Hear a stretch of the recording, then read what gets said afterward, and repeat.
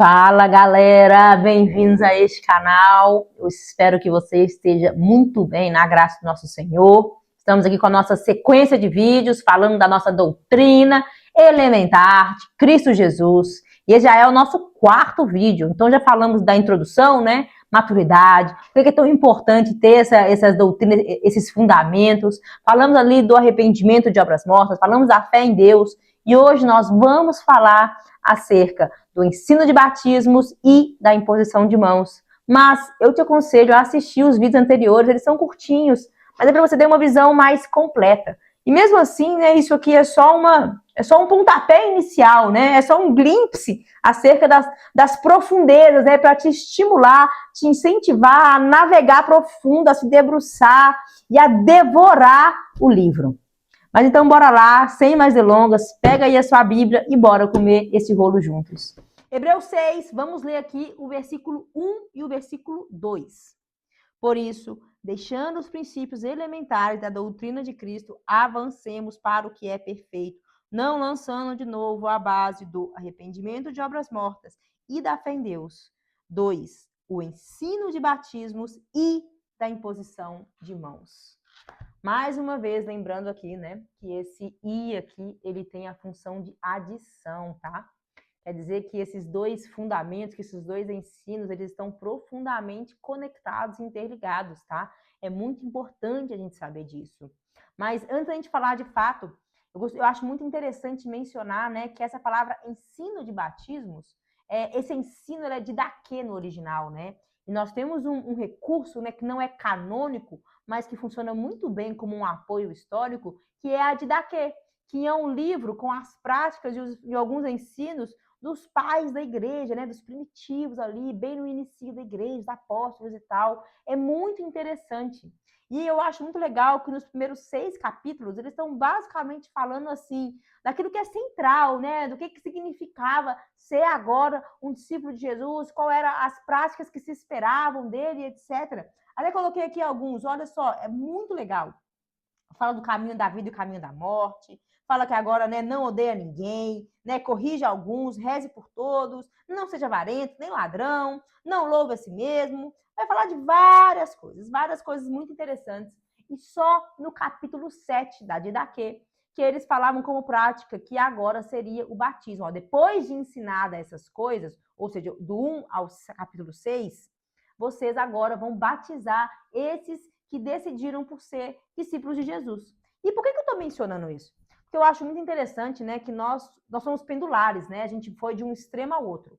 A gente veio de um local onde quase tinha que ter, sei lá, um curso de teologia para poder se batizar na igreja. E nós fomos a um outro extremo, onde se você estiver no culto, estiver tendo um batismo ali, ou se você está andando em qualquer lugar e tem ali uma poça de água e você sentiu vontade, sentiu um tremorzinho, se batize. Claro que isso pode acontecer, né? Claro que isso pode acontecer. Mas é muito importante que todos nós tenhamos um entendimento do que significa, de fato, ser um discípulo de Jesus, porque é uma decisão muito importante. E claro que nós temos ali, né, a menção, né, de Filipe ali evangelizando, né, aquele eunuco no caminho ali, e aí Filipe corre, passa um tempo ali explicando para ele as escrituras, e depois daquela explicação ele fala, olha, o que falta para mim ser batizado? Aí Filipe pergunta, olha, se você crê? Ele, eu creio. Então batizaram ele ali nas águas que estavam ali perto. Só que olha só, aquele cara, ele já estava lendo a Bíblia. E Filipe passa um tempo ali explicando as escrituras para ele, explicando o que era Cristo, né? A salvação, o evangelho. Ou seja, houve um certo nível de ensino ali. De fato, aquele homem ele entendeu o que significava ser um discípulo de Jesus. Então, não demorou anos. E também demorou só um dia, mas naquele dia foi um dia muito intencional. Então, é muito importante que a gente entenda o peso de sermos agora discípulos de Jesus. E quando fala do ensino de batismos, note que a palavra aqui, ela vai estar no plural. É muito legal, né? Porque toda vez até eu mesmo quando eu fui ensinar e descobri que eu não sabia de tudo, mas sempre que eu pergunto sobre quais batismos que vocês conhecem, né? Eu estou dando aula para alguém, por exemplo, a grande maioria sempre vai me responder assim, olha, batismo nas águas, né? Com certeza, batismo no Espírito Santo, um ou outro mais ousado, assim, fala do batismo em fogo, não vamos falar desse batismo aqui, não se preocupem. mas pouquíssimos me responderam aquilo que, na minha humilde opinião, é o mais importante, que é o batismo em Cristo Jesus. Que, na verdade, esse é o batismo que vai fazer com que todos os outros tenham seu valor. E o que é esse batismo em Cristo Jesus? O texto que eu coloquei para a gente aqui, e tem vários outros, vai estar lá em Gálatas 3, versículo 27. Porque todos quanto fostes batizados em Cristo, vos revestistes de Cristo. De sorte que não há judeu nem grego, nem servo nem livre. Não há macho nem fêmea, porque todos vós sois um em Cristo Jesus. Olha só. Pois todos quantos fostes batizados em Cristo, vos revestistes de Cristo. Cara, o batismo em Cristo Jesus é aquilo que acontece longe da vista humana, lá no mundo espiritual, onde agora você passa a ser inserido no corpo de Cristo. Onde agora você foi regenerado, gerado de novo no Espírito, e o Espírito Santo passa a habitar em você, e você passa a ter a mente de Cristo. Esse batismo é o que garante a sua entrada no céu, porque é ele que vai possibilitar a sua intimidade, o seu conhecimento da pessoa de Deus. É ele que vai ser caminho para a transformação que deve se iniciar de dentro para fora. Aquele cara que foi batizado, que foi crucificado com Jesus, perdão, aquele ladrão, né? Porque um zombou, mas o outro foi temente. Ele falou com Cristo: Senhor, lembre-te de mim quando vier o teu reino. E Cristo fala com ele: hoje mesmo tu estarás comigo no paraíso. Olha só, aquele homem, ele foi naquele momento inserido no corpo de Cristo. Ele ia ter acesso à presença de Deus. E o que faria do paraíso ser paraíso? Porque paraíso mesmo é a presença de Deus. Então, aquele homem ele não teve talvez um tempo hábil de ser batizado nas águas, porque estava para morrer ali. Mas aquilo que aconteceu foi um batismo legítimo, que garantiu a entrada dele no céu. Senão seria inútil, né, nós irmos, sei lá, orar pelas pessoas no seu leito de morte, porque de fato, às vezes ali é a sua última esperança de aceitar Cristo e ser unido com ele no corpo dele, né, ser participante da sua morte e receber a sua salvação em Cristo. Ou seja, esse batismo, na minha opinião, é o mais importante, que é o que garante a minha salvação. Depois disso, os outros também são muito importantes, mas entender que tem algo que tem que acontecer espiritualmente, que é longe das vistas humanas, é muito importante. Mas é a inserção no corpo de Cristo. Mais um texto que eu gosto muito. 1 Coríntios 12, 13, e depois eu vou ler Colossenses 3, 3. Eu vou colocar na descrição do vídeo as referências, tá? Para vocês poderem pegar depois. Mas vai dizer assim o primeiro texto. Pois em um só Espírito, todos nós batizados em um corpo. Aí continua, né? Quer judeu, quer grego, quer escravo, quer livres. E a todos nós foi dado de beber de um só Espírito. E olha Colossenses. Porque morrestes, e a vossa vida está escondida com Cristo em Deus. Cara, tipo assim, nós estamos escondidos em Cristo, sabe? Ele tá, sabe? Agora nós passamos participantes do seu corpo. Fomos inseridos no corpo de Cristo, fomos revestidos. Isso é maravilhoso, é precioso demais, cara, é precioso demais. E por que isso é muito importante? Quando o Espírito Santo ministrava isso no meu coração, ele falava comigo assim, Lídia, infelizmente, tem muitas pessoas que estão indo na igreja, que batizaram nas águas, que pela convivência, eles estão, né, aprendendo a se comportar como os crentes, falar aquele dialeto crentez, vai todo dia, serve todo dia, tá ali em todas as escalas. Ele é um servo exímio, mas tem alguns que não experimentaram esse novo nascimento. E é muito perigoso, porque são pessoas que nós amamos. E só, cara, é algo mais profundo. Só entrar nas águas não é o suficiente. Você tem que ser participante do corpo de Cristo. Depois a gente vai fazer um vídeo para saber assim, como saber que de fato Cristo agora habita em mim, né? Eu vou fazer um vídeo sobre isso, mas não vai ser agora. Mas é muito importante saber que existe uma transformação que ela não é externa, que ela é de dentro para fora e que ela só é possível através do Espírito Santo habitando em nós, que é o que garante que nós fomos inseridos no corpo de Cristo. Essa transformação, parte dela vai ser, talvez, algumas coisas vão ser instantâneas ali, mas aquilo que é palpável, né, aquilo que é permanente, vai ser progressivo.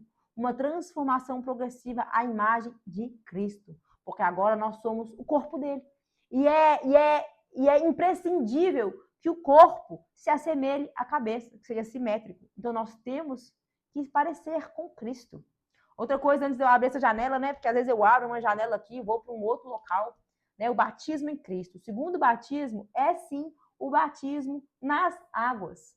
Que, para começar, é uma ordenança de Jesus.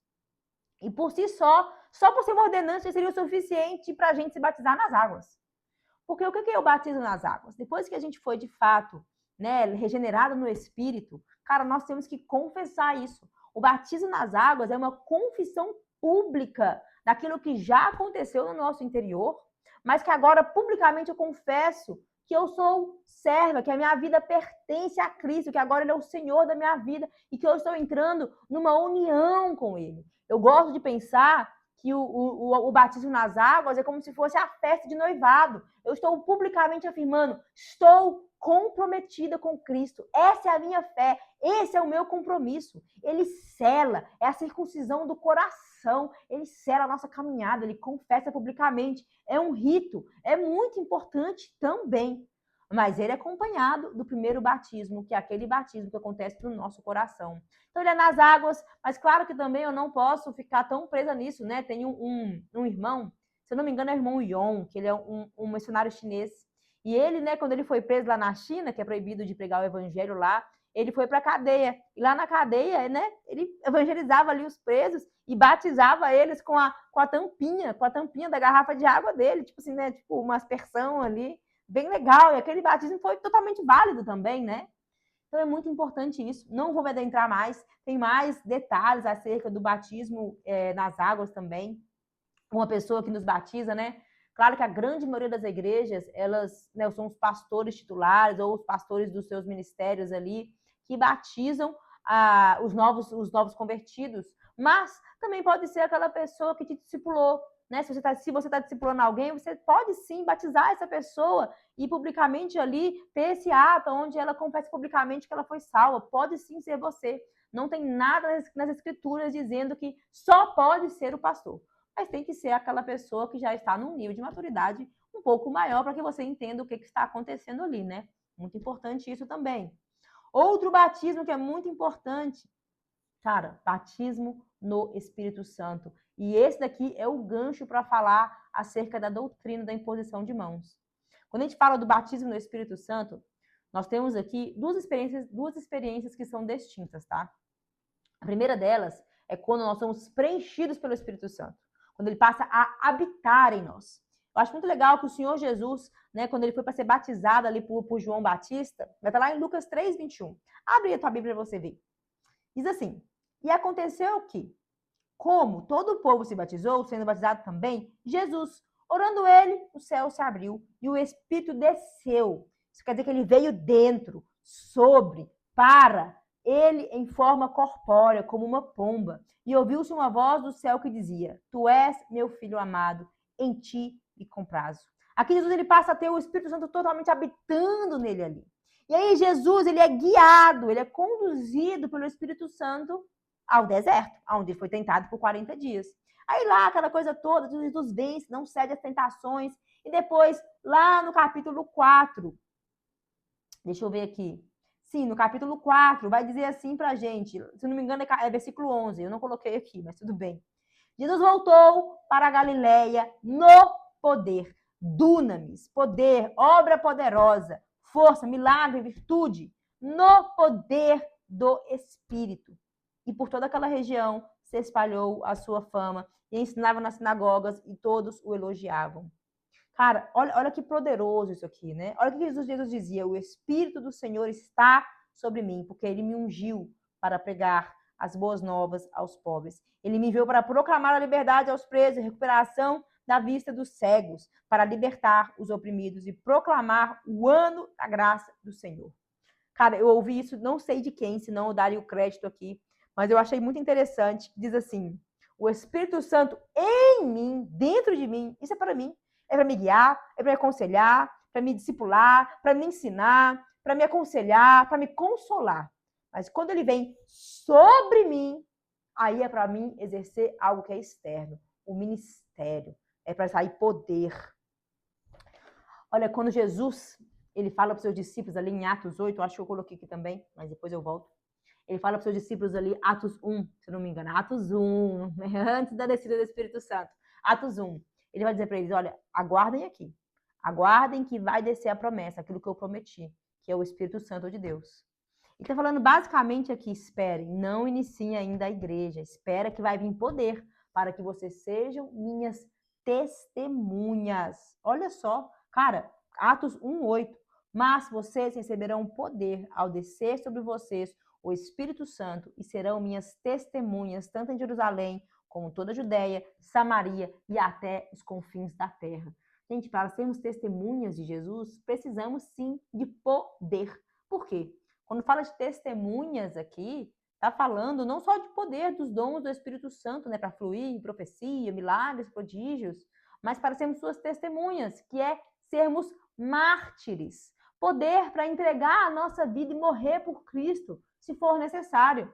E morte espiritual, sim, morrer para mim mesmo, todos os dias, para que Cristo possa crescer e eu desaparecer. Mas, se for necessário, morrer fisicamente. Porque os discípulos aqui, eles tinham uma perseguição iminente. Falar de morte aqui para eles, nesse momento, era algo assim que eles entendiam muito bem. Ser mártires, sim, de fato, eu continuar pregando o evangelho em nome de Cristo, coloca a minha vida em risco. Então eu preciso de um poder sobrenatural, dunamis, para que eu consiga completar essa obra, porque ela não é uma obra simples, não é uma obra fácil. Não queira fazer ministério sem unção, sem poder. E é muito interessante aqui que a gente vê que aí é só em Atos 2, né? Nós temos ali o Pentecostes e então a igreja se inicia, né? A eclésia se inicia, né? A comunidade dos santos se inicia. Cara, isso é maravilhoso. Claro que também, né, tem algumas pessoas que acreditam que os discípulos aqui eles receberam foi a vida eterna, né? O Espírito Santo passando a habitar neles. Mas um pouquinho antes disso, tem um momento, eu não coloquei aqui, mas está lá no finalzinho do livro de João, que Cristo sopra o Espírito Santo nos seus discípulos. E aqui, naquele momento, eles passam a ser uma nova criatura, a serem regenerados no Espírito. Mas é só em Atos, que é um pouco depois, que Jesus fala, esperem pelo poder. Então, gente, de fato, são duas experiências distintas e não é a mesma coisa. Tem muita pessoa que acredita que é, mas enfim, nem vou entrar nessa janela aqui. E como que isso se conecta com a imposição de mãos? Cara, é muito importante. A gente sabe que a imposição de mãos, né, que a doutrina da imposição de mãos, ela vai estar na Bíblia desde Gênesis. A gente vê ali os patriarcas, quando eles iam abençoar a próxima geração, eles impunham as mãos, apontando que a bênção estava sobre aquela pessoa, né? O próprio Jacó, né, ungindo ali não ungindo, né, abençoando ali os filhos de José, né? Ele coloca até a mão no mais novo, José fala: "Meu pai, esse é o mais novo", coloca a mão no primogênito, né? Porque o costume era abençoar o primogênito. Ele fala: "Não, não, não. É o mais novo mesmo que eu quero apontar a minha mão". Depois nós vemos de novo, né, o próprio Moisés estendendo as mãos ali sobre Josué. Depois a gente vai ver que isso aponta, né, a transferência de bênção, de unção. Olha, agora é ele que está com a liderança aqui. Depois a gente também vai ver isso quando os sacerdotes iam queimar sacrifício. Eles também punham as mãos nos animais para apontar que o sacrifício estava sendo, que o pecado estava sendo transferido para ele ali. E aí ele ia ser expiação pelos nossos pecados. Então a gente vai ver isso em todos os momentos, também vemos isso quando está tendo aquela descentralização, estabelecendo novos líderes, né? Eles impuseram as mãos, por exemplo, sobre Paulo e Silas quando eles começaram ali as suas obras missionárias. Depois também vai ver que eles também impunham as mãos nas pessoas para que elas recebessem o Espírito Santo de Deus. Não, se me falha a memória aqui, se eu não embolar, se eu errar, vocês me corrigem nos comentários, mas teve aquele cara, aquele mágico, né, que viu Pedro e João impor nas mãos e as pessoas recebiam o Espírito Santo. Ele tenta comprar esse poder com dinheiro e Pedro dá um puxão de orelha nele, sabe? Estava impondo as mãos ali para que eles recebessem o Espírito Santo. E por que isso se conecta aqui? Cara, quando um cristão, né, quando uma pessoa se convertia a Cristo aqui e ela entendia o peso e a possibilidade de até morrer, de ser um mártir, da incumbência de agora, de pregar, de pregar o evangelho para todos. Isso é incumbência de todo cristão, não é só para alguns, é para todo cristão. Então, depois que eles recebiam essa palavra, que eles se arrependiam, que eles vinham a Cristo, né, tinham fé em Deus, convicção plena de que ele era digno de ser confiado, e agora eles tinham o Espírito Santo habitando neles, eles passavam um tempo onde eles ficavam ali meio que, sabe, tendo uma certeza da decisão deles, que era o tempo do dia que eles aceitavam Jesus até eles serem batizados. E na época do batismo, na hora do batismo, a congregação estava ali intercedendo por eles, para que de fato eles tomassem aquela decisão de confirmar, de anunciar publicamente que eles eram seguidores de Jesus. E quando eles faziam isso, eles impunham as mãos sobre eles para que eles recebessem poder. Porque agora eles seriam de fato testemunhas, eles teriam a incumbência de testemunhar a fé em Cristo Jesus, de testemunhar, de pregar o arrependimento. Então, sim, eles precisariam de poder e impunham sobre eles as mãos naquele momento, intercedendo e clamando para que eles recebessem o Espírito Santo de Deus. Cara, é muito interessante ver tudo isso, né? Ver como que tudo se conecta aqui. Então, por isso que, além da Bíblia, cara, nossa regra de fé e base. Isso aqui é essencial. Não tem como, olha, se te falarem algo que não está aqui, cara, cancela em nome de Jesus. Mas também é muito legal a gente estudar um pouco da história e entender como que eles aplicavam todas essas práticas, que a gente começa a ver assim, cara, tá tudo conectado. Tá tudo conectado, tá tudo junto. É muito poderoso, é muito forte, é muito mais profundo do que aquilo que a gente imagina. Cara, se você recebeu o Espírito Santo, isso não é só para você ficar orando em línguas no seu quarto. Isso não é só para você poder profetizar para você mesmo. Cara, o Espírito Santo sobre você para te dar poder, para você resistir ao dia mal, para você entender que você morreu para esse mundo, para que se precisar você dar a sua vida física, natural por Cristo, porque você sabe que você vai ter uma vida eterna, que é muito melhor e muito mais prazerosa do que essa, mas que é para você testemunhar, para você transbordar. Esses dias eu conversava com um amigo meu sobre isso, e ele é um homem de Deus, um rapaz que eu amo. E eu falei com ele assim, cara, tá na hora de você transbordar na vida das pessoas. Seu copo tá cheio. Deus agora ele vai transbordar. E como que ele transborda? Pensa nessa xícara aqui cheia, tá? Até o talo, assim. E ela tá cheia aqui, tô completa, tô full. Esse aqui é como se fosse a pessoa cheia do Espírito Santo, porque ele te preenche por completo. Mas quando ele começar a transbordar, começa a sair água para fora. Só que Jesus, só que Deus, ele não desperdiça, ele não vai transbordar poder em você para você ficar jogando água fora. Imagina a água caindo aqui, estaria molhando a minha Bíblia, molhando a mesa, molhando o chão, mas é para você transbordar na vida de outra pessoa. É como se tivesse um copo aqui embaixo recebendo esse transbordar que está vindo da sua vida. Porque essa água, né, essa água que flui do seu interior, esse rio que flui do seu interior, é para abençoar a vida dos seus irmãos. Porque o nosso chamado é esse: conhecer a Cristo e fazê-lo conhecido. Nosso chamado é amar as pessoas assim como Cristo amou elas e se entregou por elas. É um amor sacrificial. Então, claro que isso aqui é só uma introdução, de acordo com aquilo que foi ministrado no meu coração, mas eu te incentivo demais, como rolo, cara, como rolo. Cresça nas suas faculdades espirituais, aprenda a discernir entre o bem e o mal. Seja um cristão que caminha no poder dunamis, fazendo discípulos, mas não qualquer discípulo, discípulos genuínos que se arrependeram e que são testemunhas de Jesus. Que Deus te abençoe.